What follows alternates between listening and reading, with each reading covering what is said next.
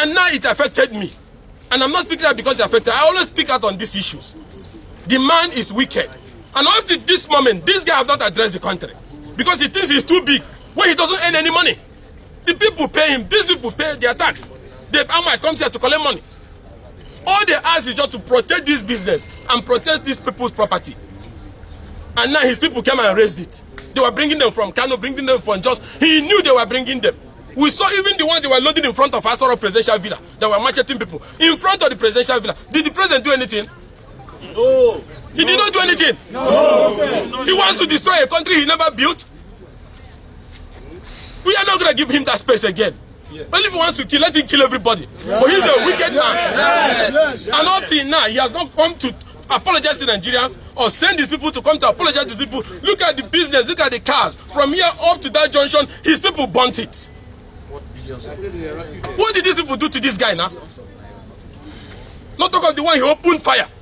Removed the CCTV, them and their people in Lagos, off the street light, and started executing and butchering innocent people. These people are barbarians. When you play with human lives, when human life means nothing to you, are you the one making this money? And you're destroying the means of livelihood. What brought about this clash? People were having their procession and protest in the last 2 weeks. Instead of you to produce your own people to rally for you somewhere, because nobody is actually with you again, you now went and imported armed thugs and barbarians, and they started shooting from. Look at even the prison they broke. They are the ones who did it. And they planned this systematically with some of their APC governors to unleash these hoodlums as an excuse for placing curfew all over the country to attack the protesters. Even when Sanwo-Olu imposed that illegal curfew or whatever they call it in Lagos, it didn't take up to 2-3 hours for the soldiers to be deployed. They all worked this thing out.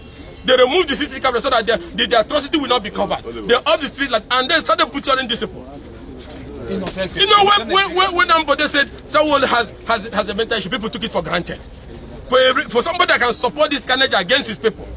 So all we are asking the president is to be president for one day, even if the only thing he did is to de-escalate tension and find a way to unite our people to have a middle ground so we can do our business. He has already wasted the entire 6-7 years. But we're asking him preserve our lives.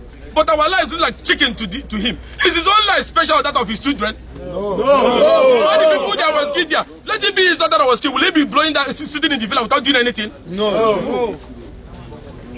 It is he can do anything he likes, go to bed and sleep, but he is a lazy man. The people are paying him. Yes. And now he has destroyed my car, destroyed that of my peer, and destroyed that of other innocent business people here. Yesterday night, Nigeria did not know. His thugs were here to commit this trap, and we are hearing that I was thinking to come back. Has he addressed the nation? Has he condemned the activities of his thugs? No. Were they not being carried in security vehicles of government? Yes. Did you see the videos? Yes. Were they not loaded inside the front of Asoro? Yes. On a normal setting, this man is supposed to be declared wanted by the International Criminal Court. He should be arrested for crimes against humanity a long time ago. And that's why I told people, when you open fire on the shy people, people thought it was about the shy. When you open fire on the IPOP, they thought it was about. Today, he has opened fire on the entire country. If you leave this man, he will murder everybody. Yes. I was asking every Nigerian to keep shouting. We will not give up for him because he never built this country. We can't give up. We will never give up for the Buhari. Never. And everybody keeps shouting to the international community. This man, whenever he finishes, needs to go to International Criminal Court. He needs to be where Gbagbo is. He needs to be where Chancellor is. Yes. He has brought a brutal regime on our people, leaving behind traces of blood and destruction. Who is he to destroy our lives? We are the taxpayers. All we ask him is protection.